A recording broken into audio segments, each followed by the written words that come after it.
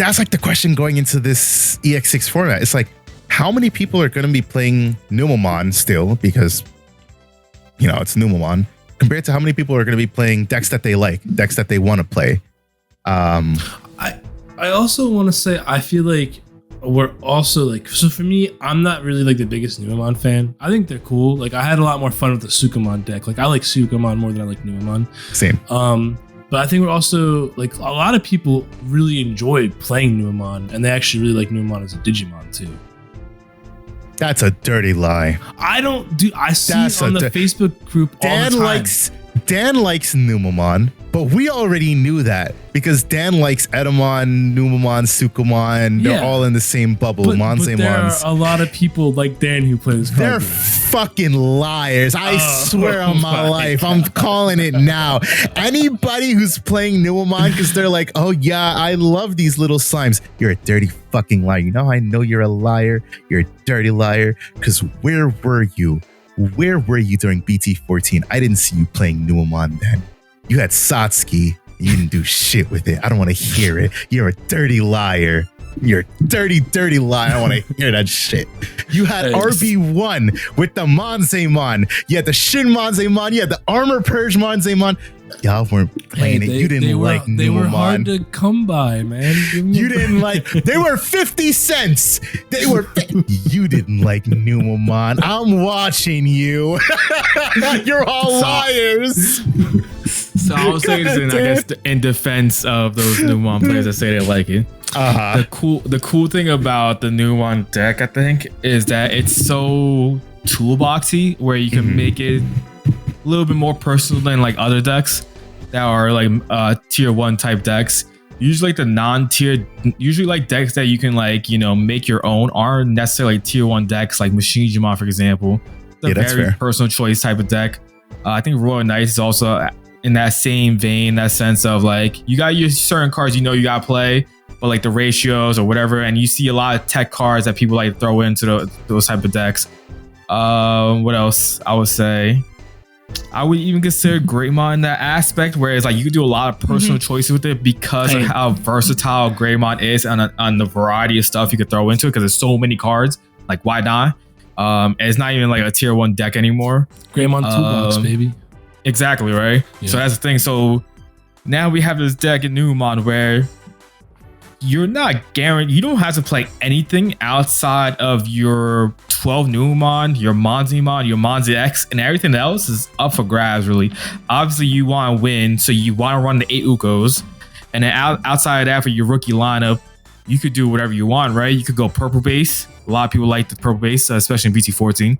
I've always thought the black bases was better for, especially in a format where Digimon Emperor is prevalent. I think we're seeing that now more too, actually. Yeah, 100% we are. Yeah. It's like dominating black base. I think there was like one purple base that topped, I think, within the 3 tournaments we had. If you want, like I said, if you wanted to, we even saw one time a red base version, right, with the red core LSU. When you check a security, you draw one, and red has access to a lot of floodgates as well. We saw that, right? And then if you're black, you can go anywhere from like the Agumon that has a starter main gain in memory, Algo X package. You just go straight floodgates with Chumon, Chikurimon. You could do a lot of different things with low end, and then on top end, you could do whatever how you want. That's yellow or black, right? For a while we saw, pre BT 16, anywhere between Plat, Shinmonzi,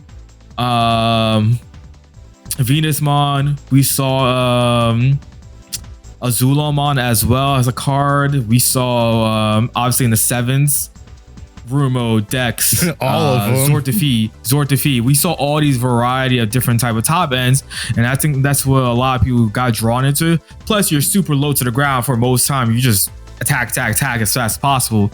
You go into Monzemon, you go into Monze X, you board swarm while you're also deleting your opponent's stuff because it's neg DP, and there's not much that stops neg DP in the game. While you're at it, and then you could go Monze X, swing 2 checks, have jamming with Satsuki. You're not even worried about it, and then you're set up for a Zulon play back then. And now in BT16, you have access to Volk Ace. If you want to get real spicy, you can throw in Vike Ace as well if you want to. But obviously, Volk Ace is just a mini rumor mode. So you're gonna go into that, and now we're seeing, you know, a lot of decks are replacing the War Digimon, which again is still a very good card. Don't get me wrong when I say it's not a good card. It's a good card. It's just Edamon is a thing. You know what I'm saying? You're running the Edamon to go Edamon combo with Volk, force attack, go into Volk Ace, blow up their board, and just be like, what you gonna do now? Because that Volk Ace now is gonna be potentially swinging either 2 checks next turn or 3 checks next turn. And then whatever else you're swarming with them, right? I think that's why a lot of people gravitated to it, because of that like variety you're able to have. Obviously, we're at a point where like the deck is like, this is the best version you get to do with this. Like, don't even bother changing it, just copy and paste it. And if you're a good pilot, you can do well with it. That's just the unfortunate part we're at, which is good or bad, depending on how you take it. It's kind of like Yu-Gi-Oh back in the day. Not Yu-Gi-Oh back in the day, still is. You kind of just copy and paste the top tier version of the deck, and you say play this, and if you're good, you win. If you're not good, you know that you're not there at that moment. I agree. Hearing what you're saying, you know, people who enjoy, it's not that they're enjoying Numemon, they enjoy the toolboxiness. I can agree with that. I can understand that.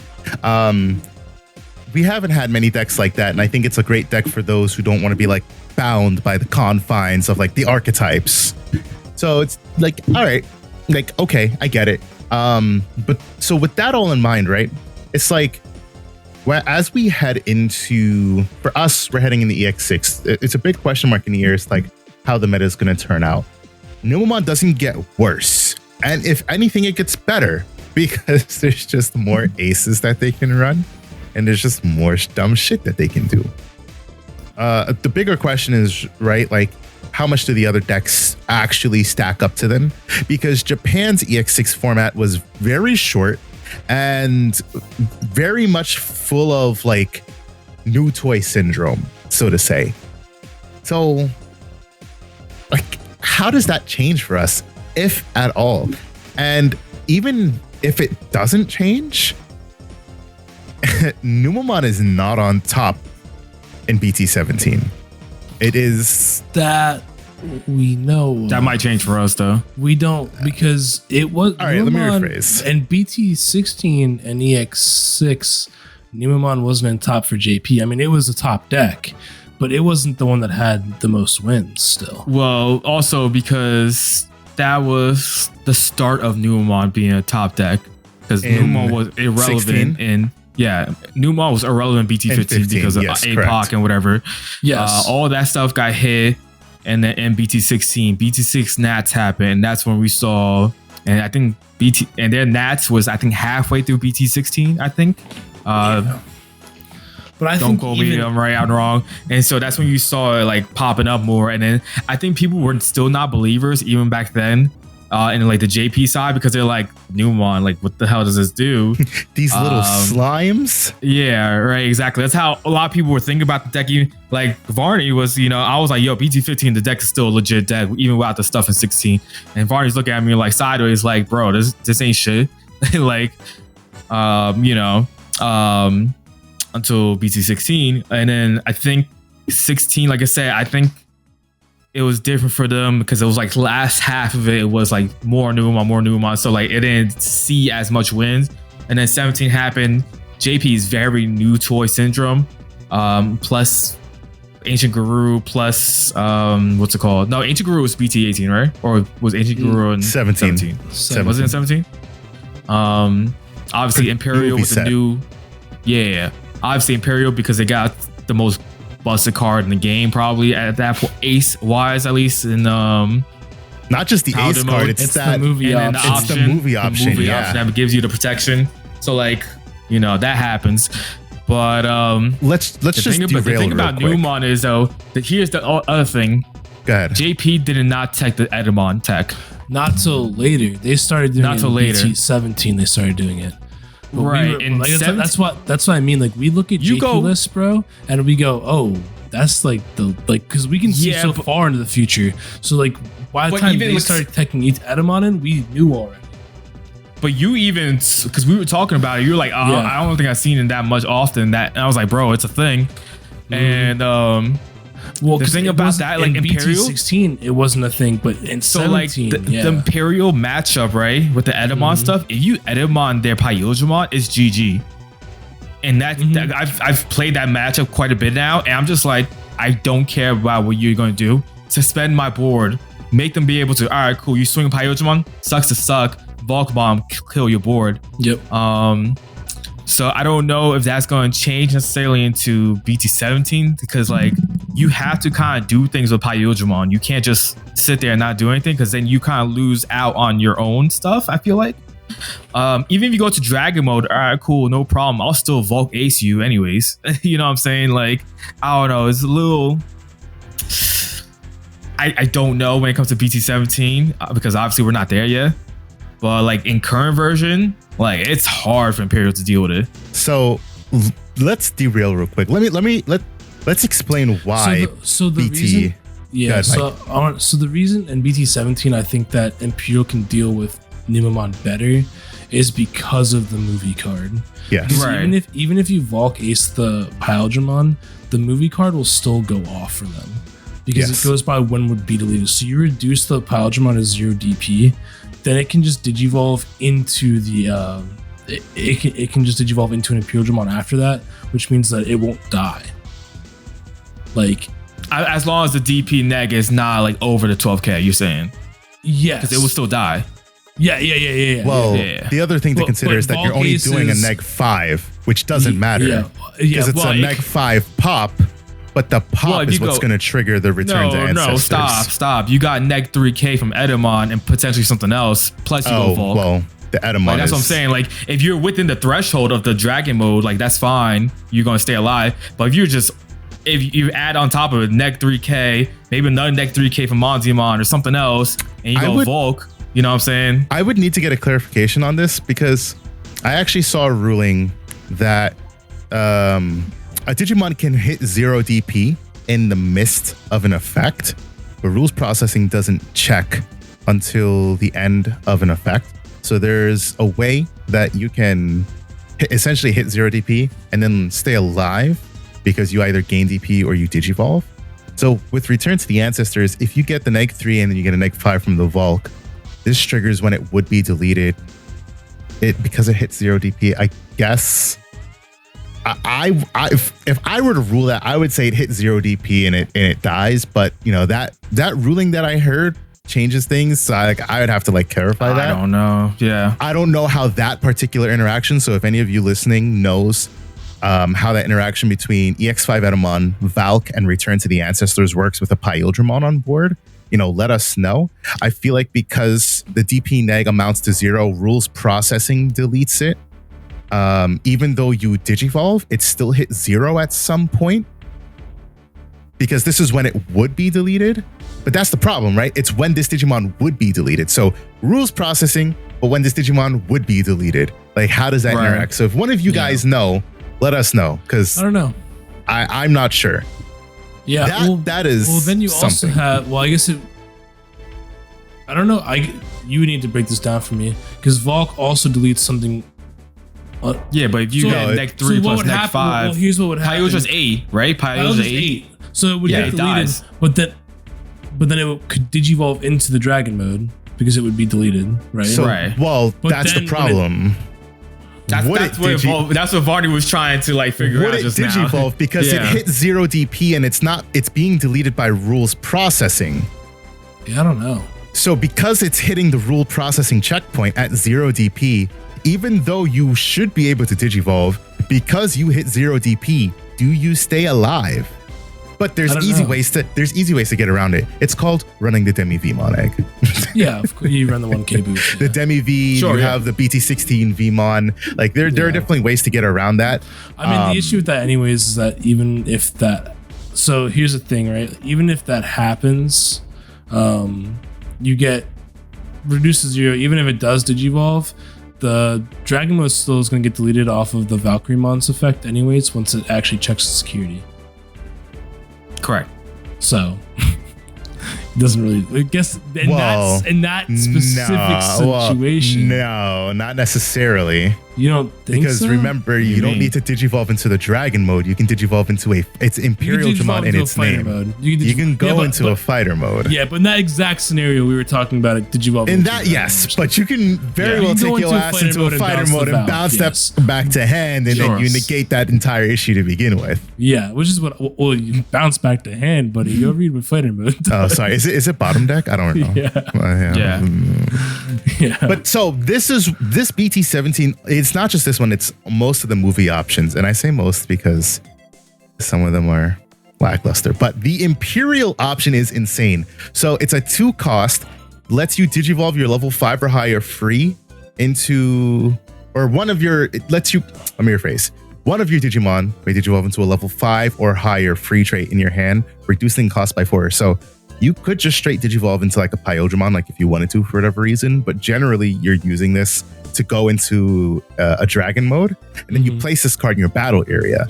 And then when one of your free trait would be deleted, you digivolve into another Imperialdramon to prevent that deletion. So if you're at level 6 and you would be deleted, you can either go into a fighter mode, prevent the deletion, or even more busted, you can go into a paladin mode and prevent that deletion. And paladin mode, well, first of all, free level 7s, because you don't pay the cost, right? It's just you don't pay the cost. Yeah, no, yeah, you don't pay the cost. Return to Ancestors doesn't pay the cost, which is bonkers for a 2 cost option. You're digivolving into a level 7 for free. Now, granted, it is an ace card, but it's a level 7 that is literally board wrecking because it's trashing all source and then bottom decking all cards from either your trash or your opponent's trash, which is like stupid, especially for the likes of Numemon. You're just like, haha, on deletions, huh? All right, well, trash your source and take those same sources and put them to the bottom of your deck. For sure. Like, basically, Numon needs to win before that even happens. Right. And so, like, the moment that they like attempt to pop a level 6 Imperial, the Paladin mode ace just says, hi, it's me. Your trash, it's out of here. I've come to take out the trash, literally speaking. So, like, I'm not saying I forgot about that option. I said that option's the most busted part about that deck. It really is. It's so good for that deck. I said that Numemon. Hold on. Let me just say it before I forget it. I said that Numemon wasn't the top deck. I don't mean it in the way that like Numemon's no longer a problem. Yada yada. I just mean that Imperial is so good, especially into the Numemon matchup, that like there's a deck now to check Numemon, right? And so the question is, what does Bandai hit if Numemon is not the best deck in the format, so to say, right? But go ahead, Mike. So I don't really know, because in Japan format, at least, JP, the way they build Imperial is really weird. It's like 2 to 3 Return to Ancestors, and then it's usually only 1 Paladin mode ace. Really? Yeah. I would play like 2, if not 3 of that card. Yeah, we had this discussion in our Big East chat one time, because I was like, yeah, Japan only plays it at 1. Like, that's like sometimes, like every once in a while you see a deck list running 2, but most times it's at 1, which is like crazy to me, because you'd think they'd want to play it at I want 2.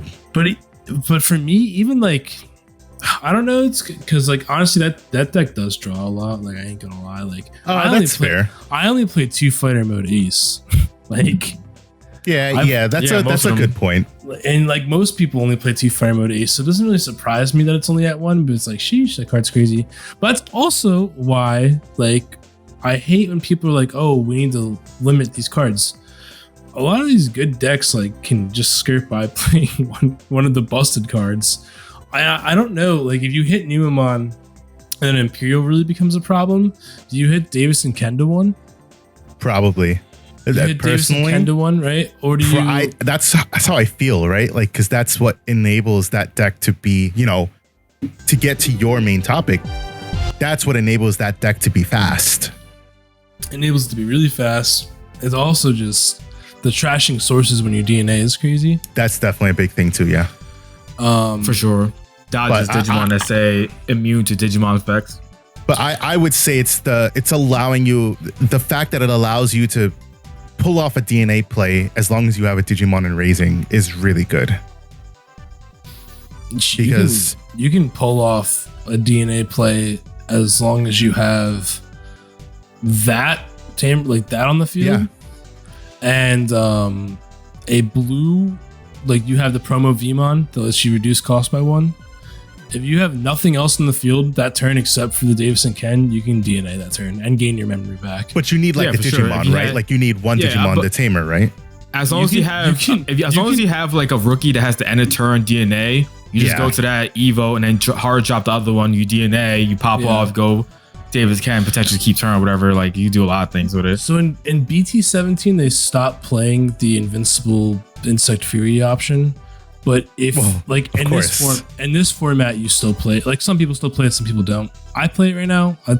I like it sometimes. I hate it on others. Solid card. But like if you have if you have 2 memory and you have nothing else in the field besides Davis and Ken, you can just play the promo Vmon from the Davis and Ken, Digivolve for 1. You go to 1 memory, and then play the option to slam another. Like you can DNA that turn off of having nothing on the field besides Davis and Ken, because you'll gain 1 memory 17. You gain 1 memory from Davis and Ken. No, in current game. And in BT16 current game, there's so many games where my board was just wiped, and I'm like, they think that they won this game and they didn't because of Davis and Ken. Because of Davis and Ken. You're gonna play the BT12 XV and Stinkmine. If you have one of those plus the Davis and Ken, email what he just said. That means your opponent's at 2.